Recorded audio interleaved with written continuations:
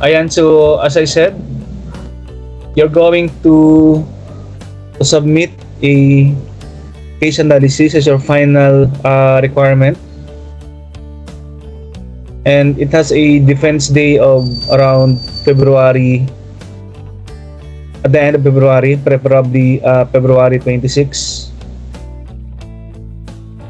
So as I said, I'm going to present now today the roll out the sample, the details of the case analysis, the parts of the case analysis, the guidelines, yung detalye, the mechanics, submission date, the format. So that is the topic for today. So please confirm if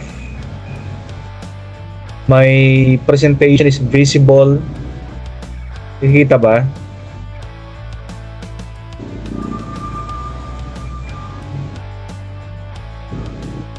Okay, so this one is a group effort, group project to.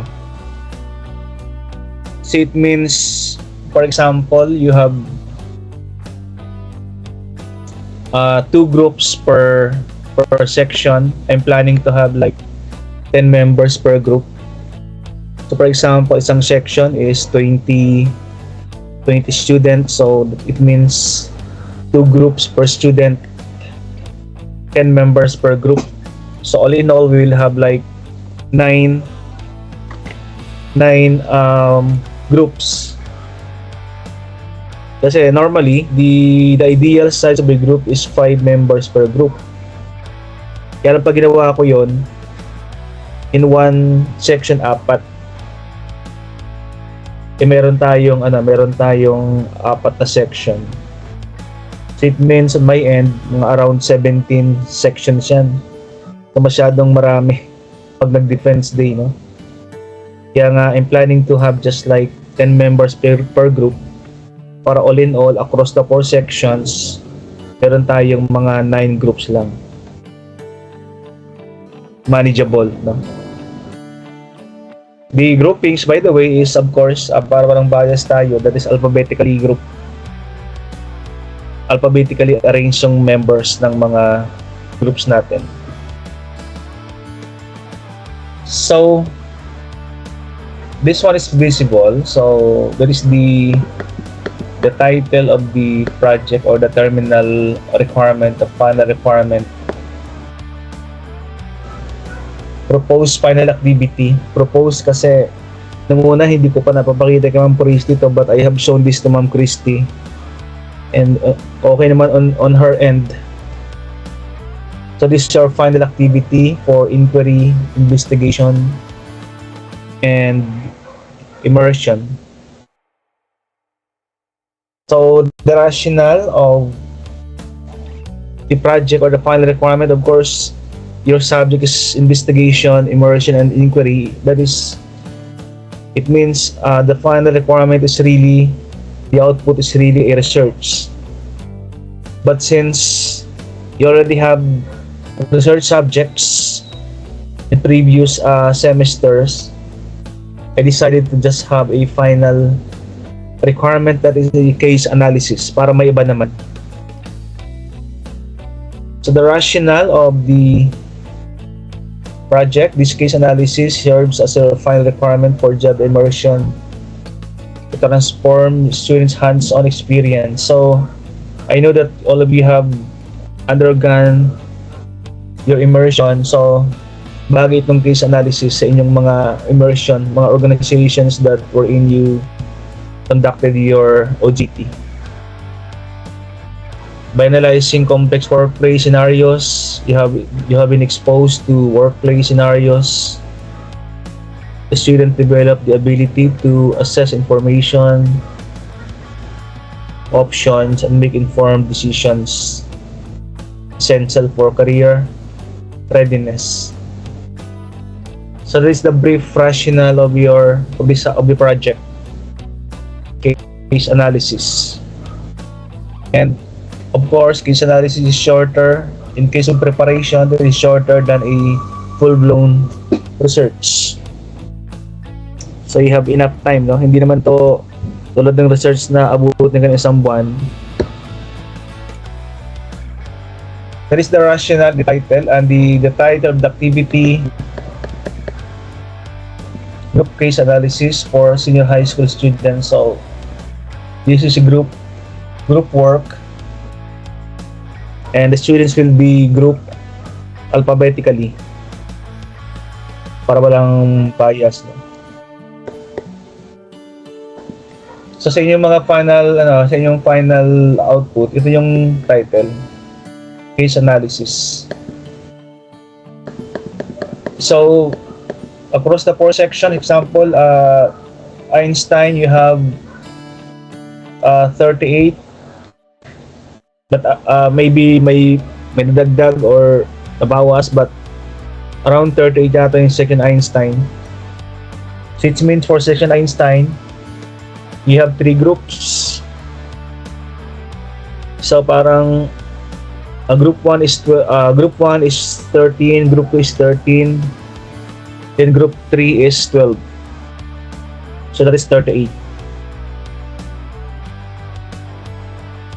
And for section jobs naman, based on my list, I don't know if this one is accurate, but the class size of second jobs is 15. Totoo ba?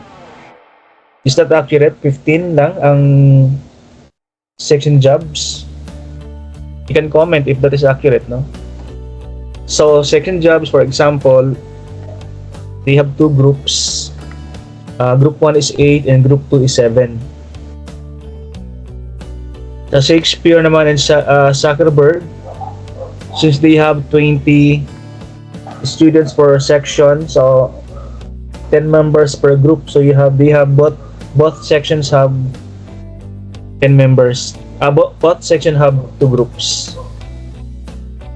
So 2 groups for Zuckerberg and 2 groups for Shakespeare, and 10 members per group. So that is 20 for Shakespeare and section 20 for Zuckerberg. So lahat diyan ay by alphabetically arranged yung members ng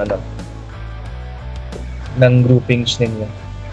I have noticed pag kinuwenta natin, no, ang Zuckerberg ay 20, Shakespeare ay 20, ang jobs ay 15, ang Einstein ay 38. So all in all, dapat ang attendance dapat dito 93 students.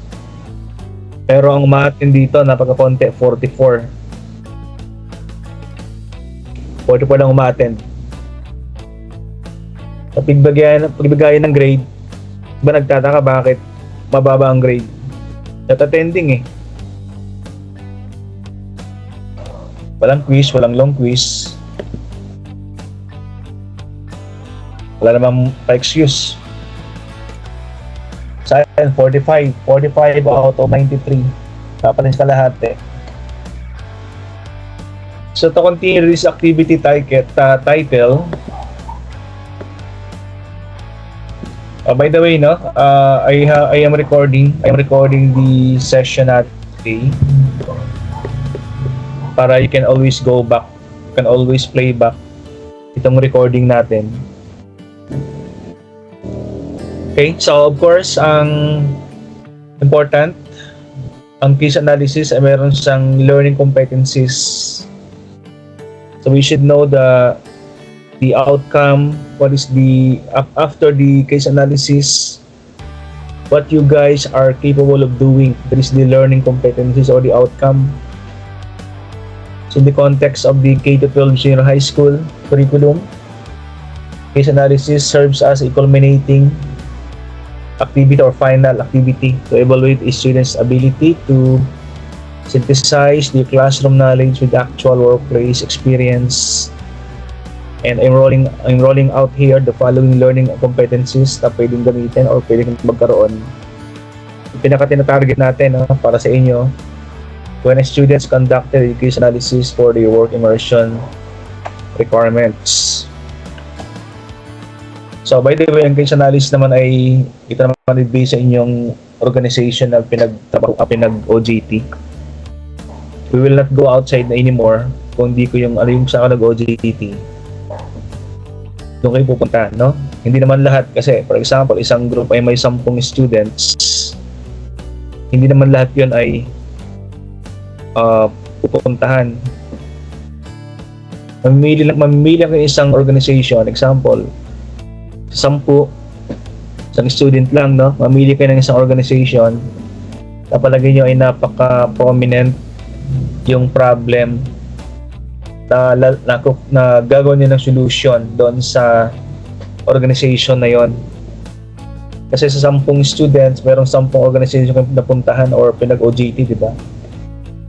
But you just have to choose which one ay napaka-red flag yung problem doon sa organization na yon. So, mamimili na lang kayo, no, kung saan organization based on your exposure doon sa organization na yun. So, here are the competencies na tinatarget natin for you people while you are doing the case ANA. So, the first one, your ability to appreciate after the lesson, after the case ANA, case analysis. You're going to appreciate the importance and application of the principles and theories learned in school within an authentic work environment. So ito talaga ay you're going to apply yung mga theories na inyong natutunan or know-how sa isang real world situation. Kung saan doon ka nag-OJT sa authentic work environment. So magandang learning outcome kasi na-expose na kayo. And your ability to find solution dun sa mga problems encountered ng isang organization. Hindi naman to problems na encountered, but mga perceived problems encountered by your organization. Or na-observe na mga problems.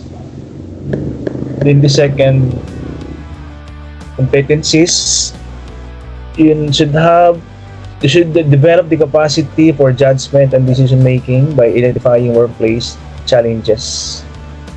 Di naman ito laging problem.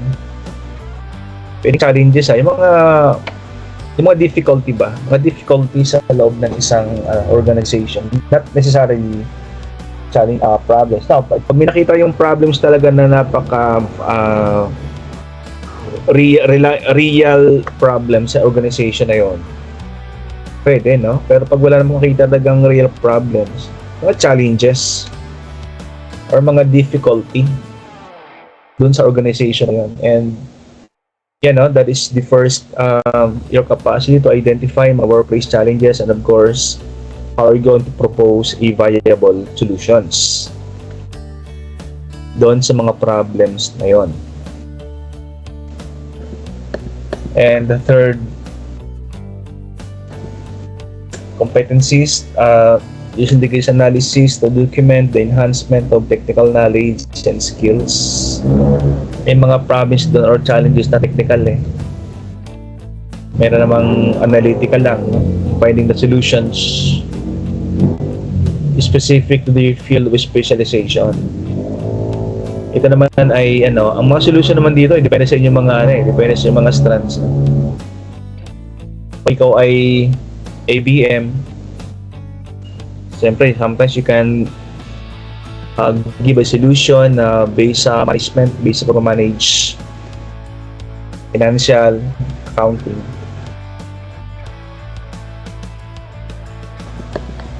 With the fourth competencies, enriching skills in communications and human relations.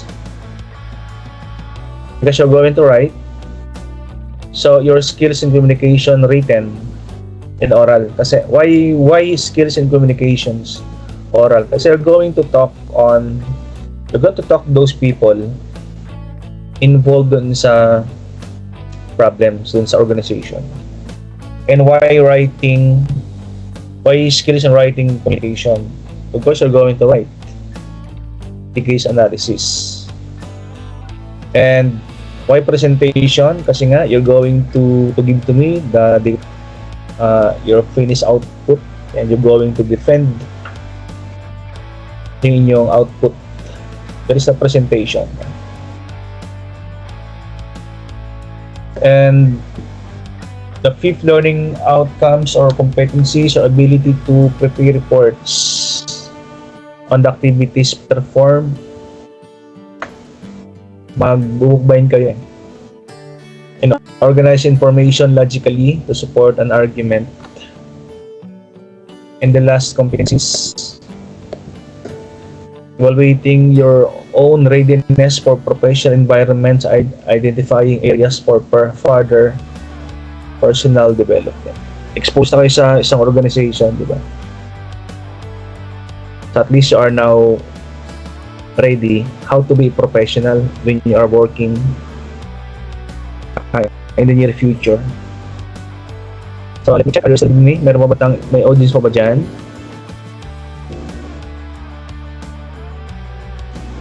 Wala na? Meron pa isa. Ay, buti na nakikinig si Hannah Jean Aliman. Mayroon pa pala, kala ko wala na.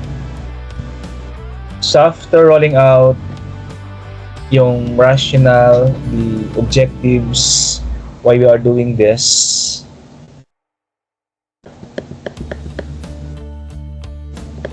let's start with the instructions. So I'm rolling out the details now, the title of activity, that is number 1, Roman numeral number 1. And the learning competencies, the target, the objectives, that is Roman number 2 and Roman number 3, the instructions. The focus of the study are the organizations wherein the students spend or have been spending. Okay, meron ditong tapos na sa OJT, no? That's why, where did you spend your OJT? And meron namang ongoing pa lang, so you have been spending your job immersion. Sino dito mga tapos na lahat? Okay. So I'm presenting again, visible yung aking presentation. We are now in Roman number 3. And Roman 3 is about the instructions, specific instructions on how to go around with your case analysis.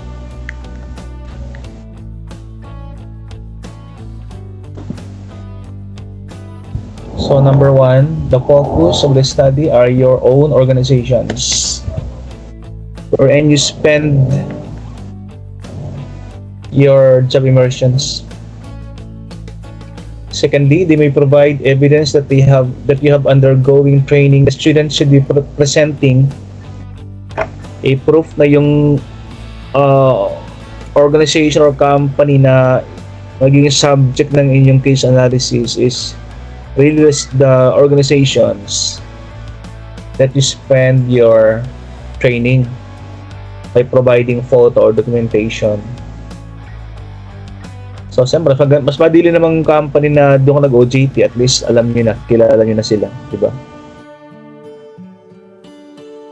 Or determine any perceived or encountered problems. So, problems saan, or mga red flag or challenges saan. So, kahit isang department, but of course, kung sa department ka na-involved doon, na-assign doon, so yun ang magandang yung subject na yung case ana. Example, marketing department, depending on the departmentation ng company ha, kasi mga companies na iba ang pagkaka-departmentalize sa kanila. But normally, the departments in a company are, for example, the marketing department, the human resource, financial, managerial, distribution department, operational. But hindi ganito ang hatian ng kalang department. So kahit anong department ka na-assign or yung area mismo, yun ang iyong target. Hindi naman to strictly marketing or human resource. Pero siyempre, depende sa sa pangalan department ng inyong mga organizations that you belong, that you have spent your OGT or immersions. Ibang department yan eh. And you should understand the case and gather relevant information. So, you have your leeway on how are you going to gather the data. Pwede naman siyang online sources ng company, the website of the company, pwedeng face-to-face question or inquiry doon sa person in charge, or any sources na you can gather info. Those are the instructions, pero ang pinaka kasi dito, if I'm going to the end of the presentation, additional requirements. The students will be divided into groups with 8 to 10 members, diba? 8 to 13 eh, depende sa size eh. Kasi may section na maraming laman, may section na konti lang. And for final defense purposes, the case analysis should be printed in short band at more than. So ang final defense kasi natin is February 26, 2026. So that is the requirement. So I'm going back to the instruction. The instruction, diba? Yan. So the next instruction, the students should follow. Of course, maraming klase ng format. Depende yung format ng case analysis na. But para uniform kayo,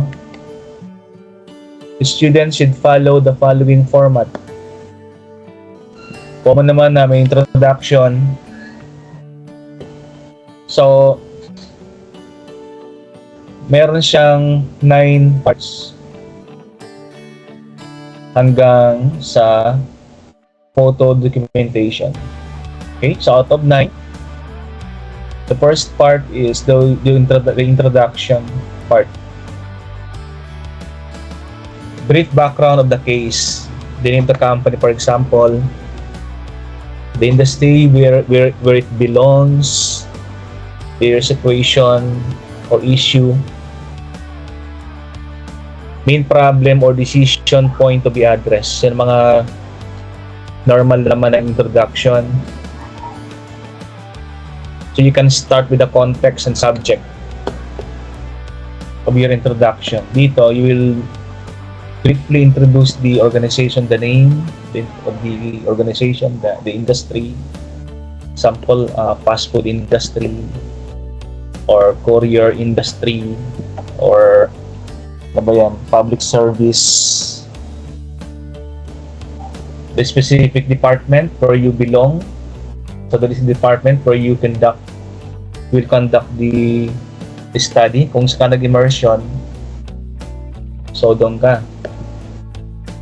And the problem statement, after the introduction, the problem statement, identifying the core issue or challenge. So as I said, not necessarily a problem but issues or challenges you observe during your stay. State it clearly and direct. Do not wait until the body of the paper to reveal. And the aim of your case study. Example, specific workflow inefficiency ang hinahanap po dito, or communication gap. And you have the theoretical framework. Maraming klase ng framework. Example lang to, the SWOT is a framework.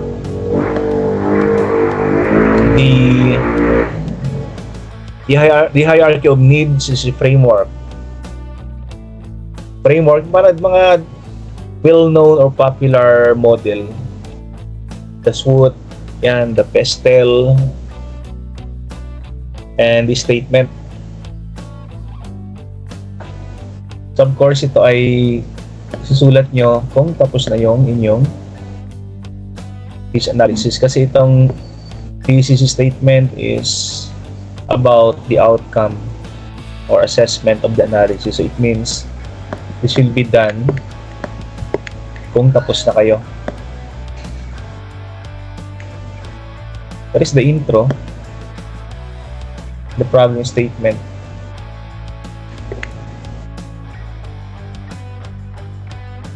So clear, concise statement of the central problem or challenge.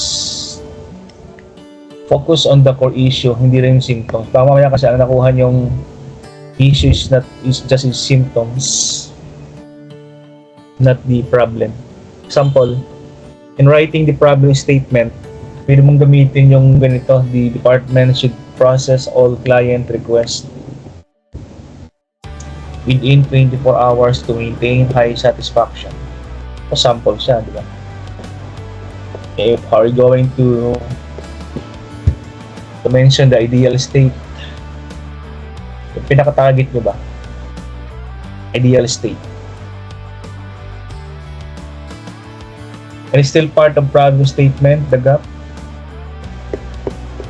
Identify the exact issue observed.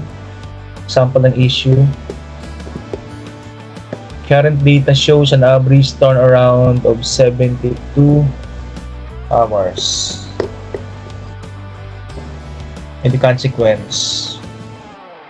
Example, negative effects on the organization, employees or customers, and the objectives. By the way, I'm going to roll out. So ngayon, ang gagawin niyo muna, di ba? May groupings na naman kayo. Ang gagawin niyo ngayon is to imagine kung ano yung mga current observed issues or challenges or problems sa inyong mga organization na naranasan nyo o nakita nyo. Because I'm also going to give you a sample of the case analysis. Ito kasi pinapakita ko, format lang to eh. So the objectives, the introduction, the statement, and the objectives. What the analysis seeks to achieve. Example, resolve financial challenge, improve operations. So you have two types of objectives, the general and the specific. Example, the general objectives. The primary goal of this case analysis is to evaluate the operational challenge. It's very generic. Because that is a general problem. No? And the specific, so siyempre mas marami yung specific objectives.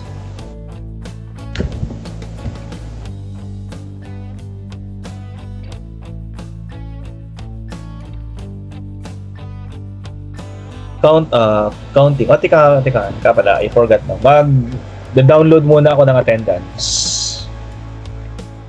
Kasi siguro naman it is time to download attendance. Siguro marami nang umattend. Pero 48 pa lang. Out of 93. 48. So I'm going to download the attendance.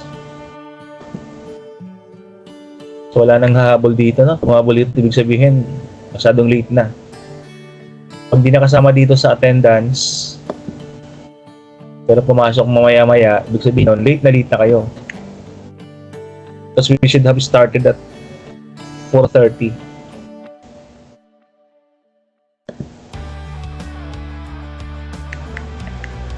So before I continue, basahin ko muna yung attendance. Present today,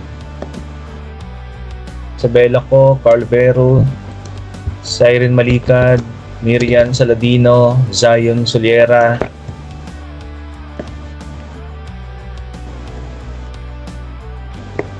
kailan?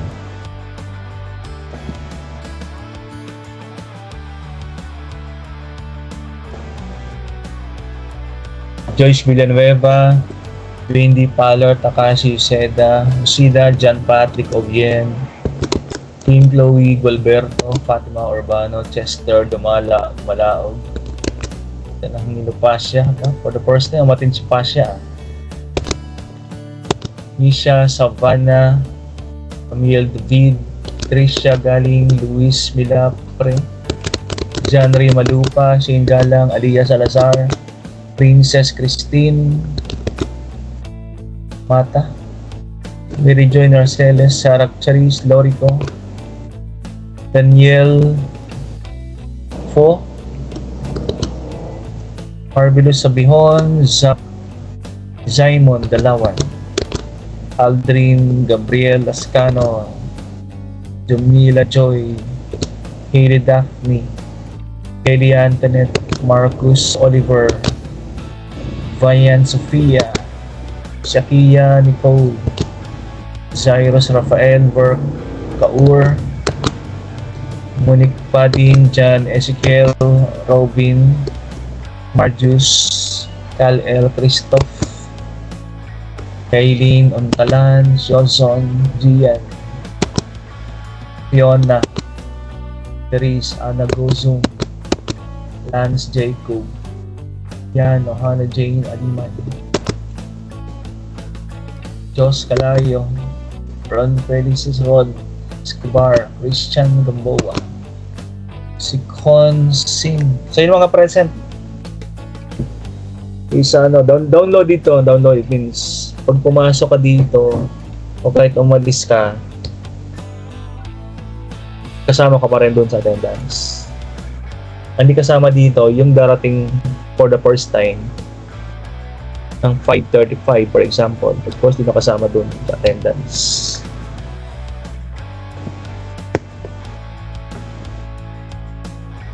Okay, so to continue, that is the specific objective. And let's go to the analysis, the intro, the objectives, and the analysis. So I'm going to present facts, data, and insights. Your own insights naman to, relevant, using relevant frameworks or theoretical framework, tools or concept. Example na pwedeng gamitin, financial ratio. Pag ikaw ay, pag ang problem ay about sa sa financial accounting, you can use financial ratio tools. You can use the SWOT, the PESTEL, the Porter's 5 forces, break even, or other tools. Identify the causes of the problem, discuss constraints and opportunities. That is the main discussion about the analysis part. In the specifics of the analysis part, in case analysis, this is the part where you stop describing what happened and start explaining why it happened. It connects your raw observations to the professional theories you learn in school, from high school or senior high school. So basically, you describe here, explain bakit. Kasi yung pag-describing lang, nasa introduction na yun.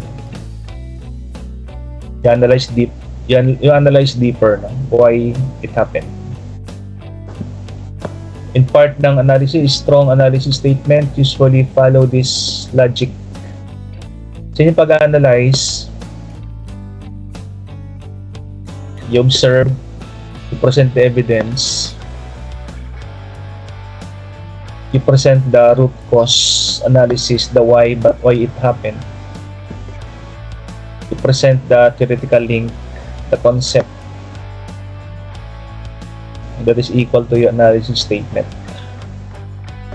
So, kung ang target yung analysis statement, ito ang laman. The evidence, the root cause, and the concept. Example, in writing your analysis statement, you can use these phrases, no? Example, the data suggests that blah blah blah blah blah blah.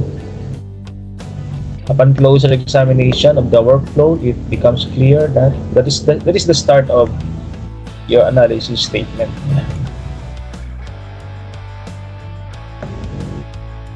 Avoid saying I think, I feel. Kasi pag ginamit mo to, you are not sure. That is not based on facts. You're just guessing. Those are just heresies pag started with the word I think or I feel. Instead, use the evidences that indicates or the analysis shows. So, hindi siya just guessing, no? Is it depth? Medyo malalim yung, pag sa analysis, malalim, no? Example, this statement is very deep. Not very deep. Shallow. Instead, analyze how that slowness affected. So just instead of saying the internet was slow, analyze bakit slow as part of the analysis.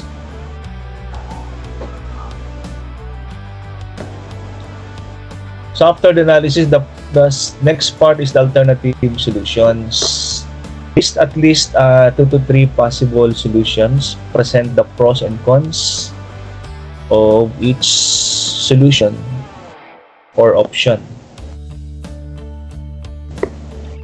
In case Ana, the alternative solution statements present different options to solve the identified problems.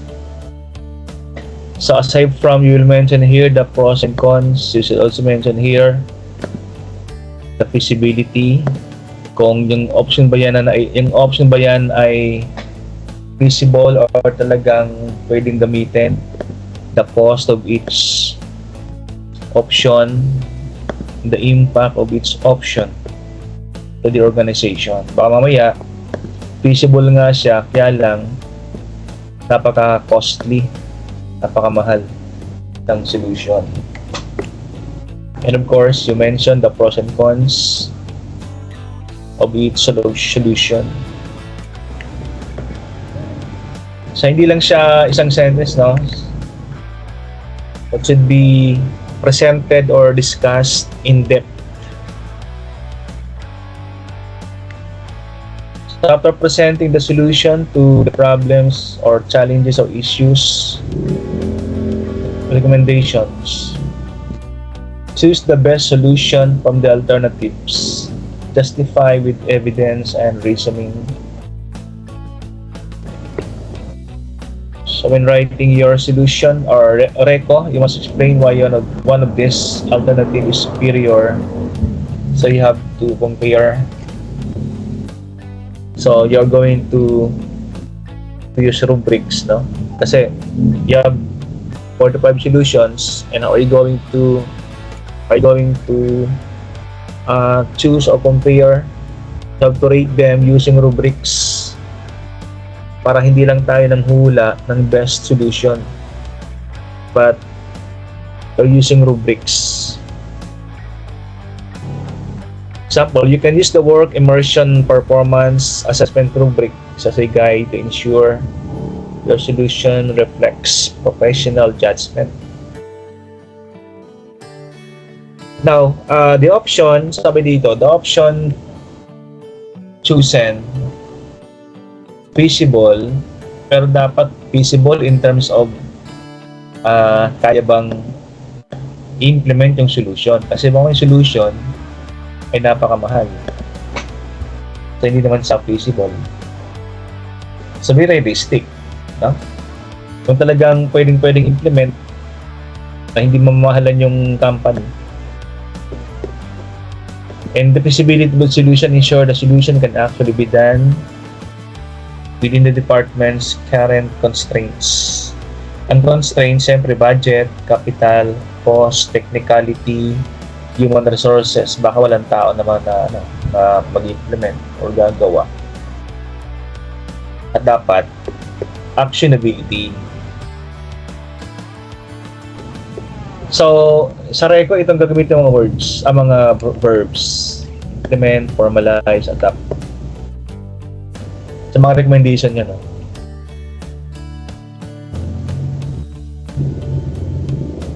O, pag sa mga recommendation, by the way, don't use the word should.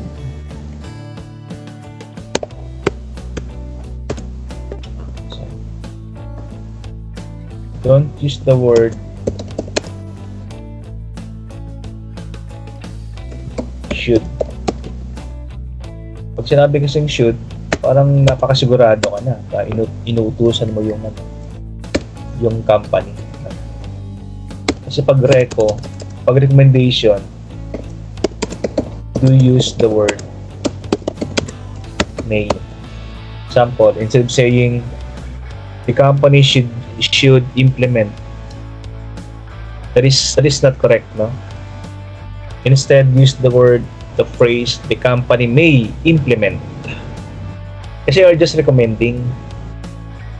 Di ka lang talaga proper authority na magsabing should na mag-utos, di ba? Kasi pag should, utos yan. So, dapat may lang. You're just recommending.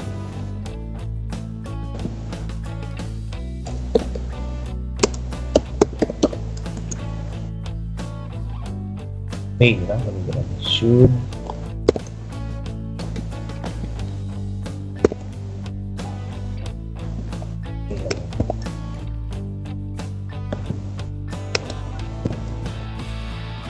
Okay, and after the implementation plan, anong gagawin? Sino mag-implement? Kailan? And how? The resources needed.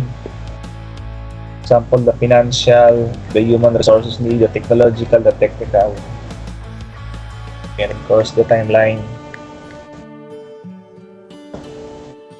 Example, in writing your implementation plan describes the specific chronological steps. Yung date, pagkakasunod-sunod, no? Required to turn your proposed solution into reality. It moves the analysis from what should be done to how to do it. Kasi nasa implementation na tayo. Anong laman? A professional implementation plan should outline the action, the steps, the timeline, the responsible person, and how are you going to make that successful. You have success indicators. Paano malalamang successful ang implementation? You have to present the success indicators.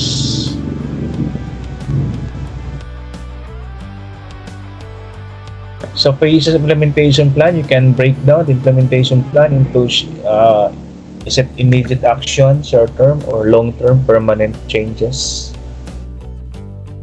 You have to determine, and the resources needed. Example, the budget, the software, the person, or just ilang human hours ang magagamit. Accountability, clearly state who is in charge of each step.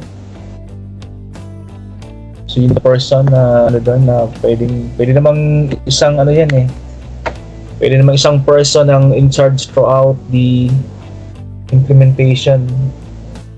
Pero syempre depende kung anong area yon. Example, pag marketing yung challenge or issues is marketing people, or the accounting personnel are in charge. Basta kung sinong you will ask naman, di ba, kung sino yung mga taong mag-implement ng changes.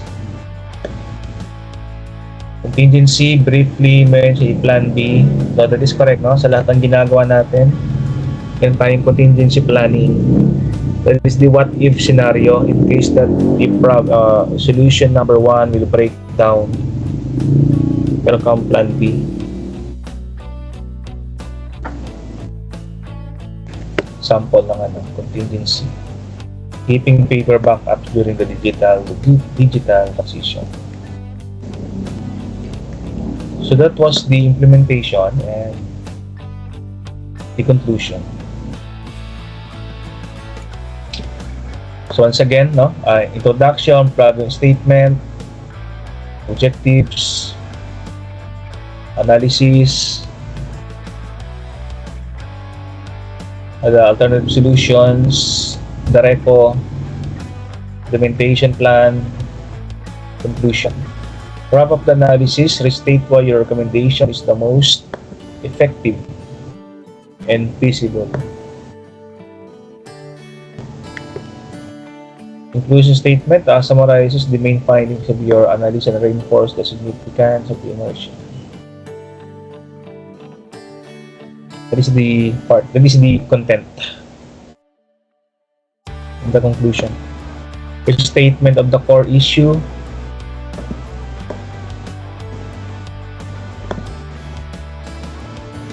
summary of the findings, the final reco.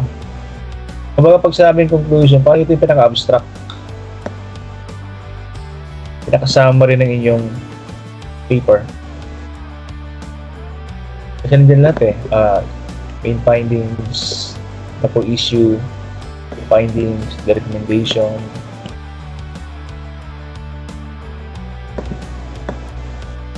And of course, the photo, video, documentation. 5 photo, no? Pwedeng i-ano dyan, pwedeng yung i-attach. And of course, you should also shoot video, di ba?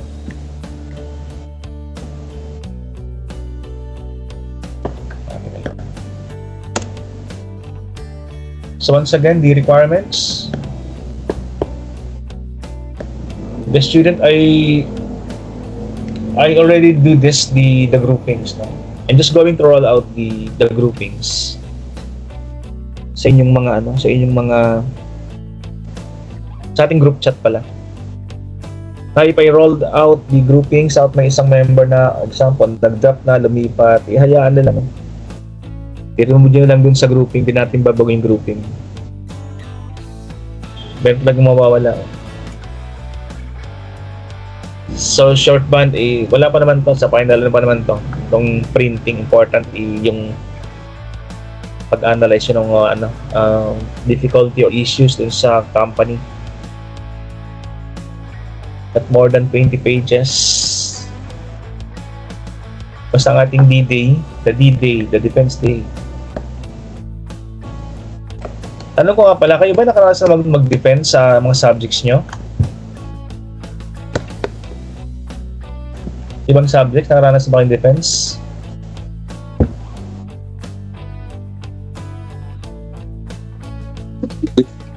Wala pa?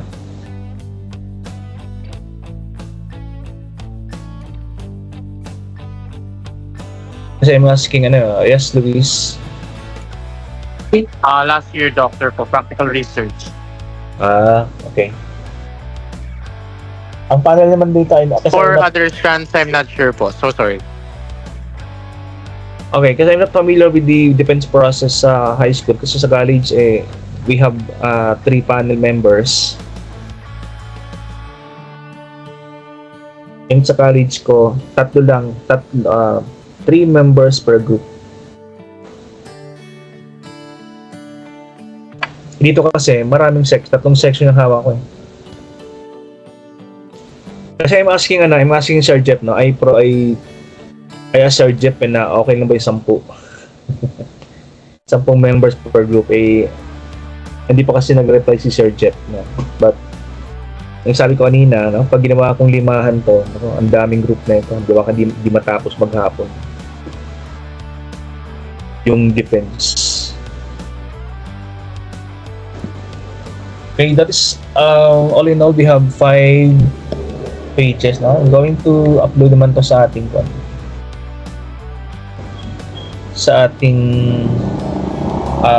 Google. I uploading in the Google Classroom. I uploading in our MS Team. I uploading this sa ating group chat. So 3 yon, no? So no advice bakit hindi makikita yung sample na to. So 3 platform yung aking paglalagyan na ito. Google Classroom, the MS Team, and the group chat. Lahat ba naka-group chat na tayo? Lahat ba nasa group chat na? Lahat ba nasa MS Team? Lahat ba nasa Google Classroom? Okay, so we are now open for the Q&A. Yung sa mga leaders, bahala ko sino mga leaders no? Alam niyo naman kung sino maging leader nyo, di ba? Okay, we are open now for your queries, the Q&A portion. Kasi ko nga, sino namang nandito? Ayun, first time attendees ba tayo dito?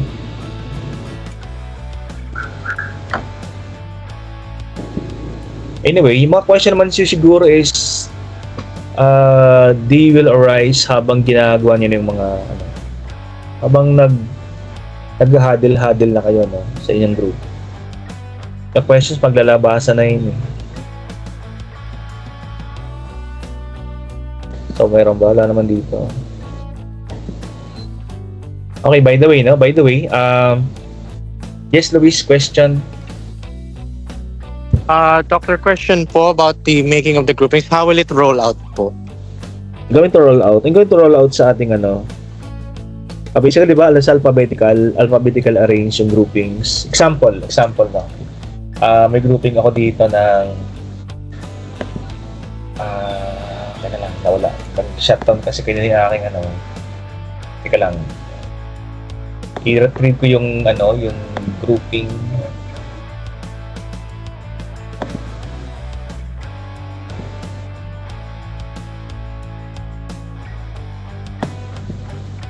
Grade sheets, 0 high school. Okay, ito. Example for the ABM.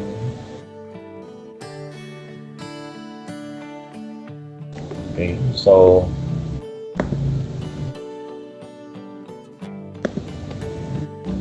palit na yung aking presentation.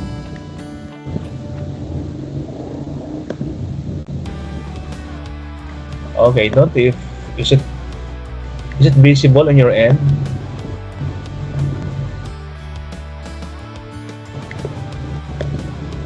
This one is for the EBM. Although hindi pa naman to final, no, kasi nagtatanong kay Sir Jeff kung ano yung ideal grouping siya. Pero for the meantime, Group 1, Alfonso. Is it visible na Alfonso hanggang kay Mendoza?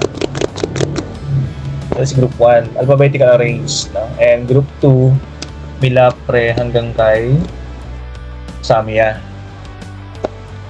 That is the grouping. So you have 2 groups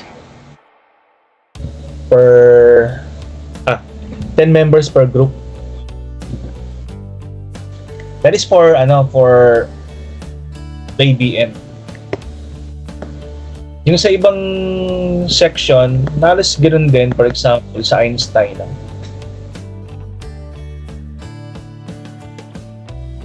Okay, I have here for the Einstein. Teka, palitan natin. May mga Einstein ba dyan? This one is for the section Einstein.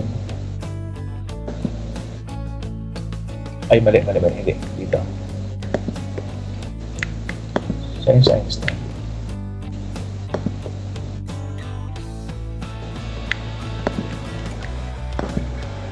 Einstein groups. Ito yung Einstein. Kasi Einstein, marami sila, no? Isang grouping. If I may present this one, I'm going to stop this. Stop sharing, then share yung Einstein.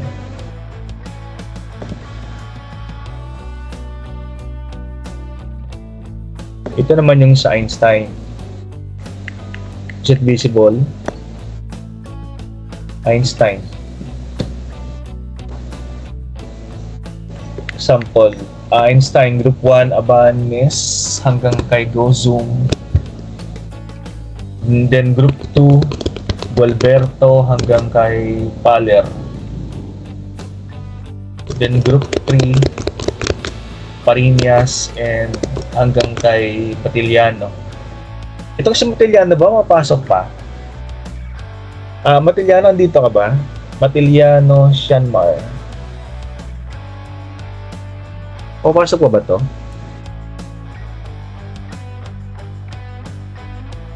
Kasi yung grouping ng Group 3 ng Einstein. Parinas hanggang kay Matiliano. Yes, Carl Vero, you have a question? Hi sir, si Sean Mark Matellano po sir, sa TVL Jobs po siya. Jobs? Jobs pa siya? Yes po. Jobs pala yung ano. Okay, so okay lang. So, ililipat pala natin. So, paano nga, correct me if I'm wrong, ang line-up ng line-up of Einstein na Banes. Tingnan nyo nga, baka mayroon ditong nasasaling ibang section pala siya. Abanes, Badillo, Einstein to ha, Baliena, Dalawan, Gracia, Jesus, heads up niya, baka may nasasamang dapat ay sa ibang section siya. For Daniel, Einstein, Gacho, Galang, Galing, Gozum,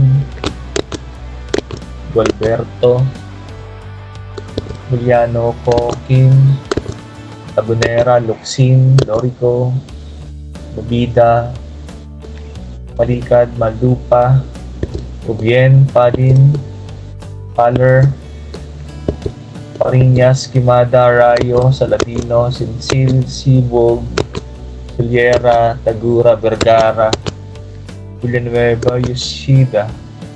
Yan sa Matiliano dapat ay nasa jobs, section jobs, no? Just may line up for Einstein accurate. Yung tama ba yung class list niya? Baka may nasali dito. Kasi yung sa Zuckerberg and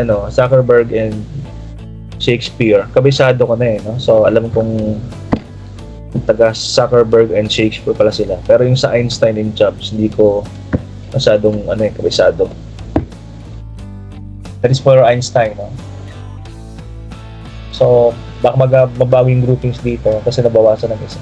Anyway, tapos ganoon din naman yung groupings yan. May mag-slide na ng isa, palilipat sa kabila, ma-adjust patas.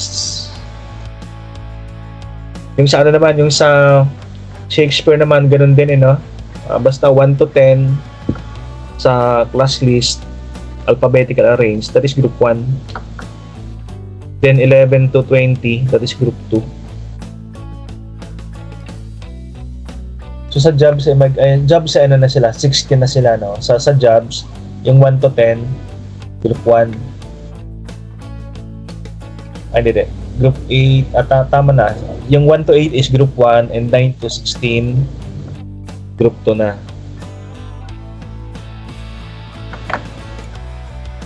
Okay, so i-roll out ko sa ating group chat. So yung groupings and the mechanics, the guide for the case analysis, I'm going to roll out this sa ating group chat sa MS Team and sa Google Classroom para walang kawala, no? Talagang no-adibay na hindi sa magkikita.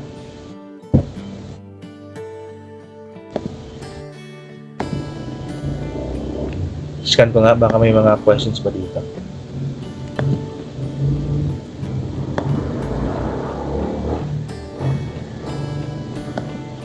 Wala nang questions.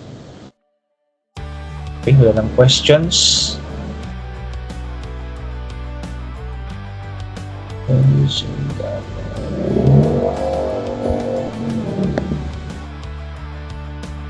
Oh, okay.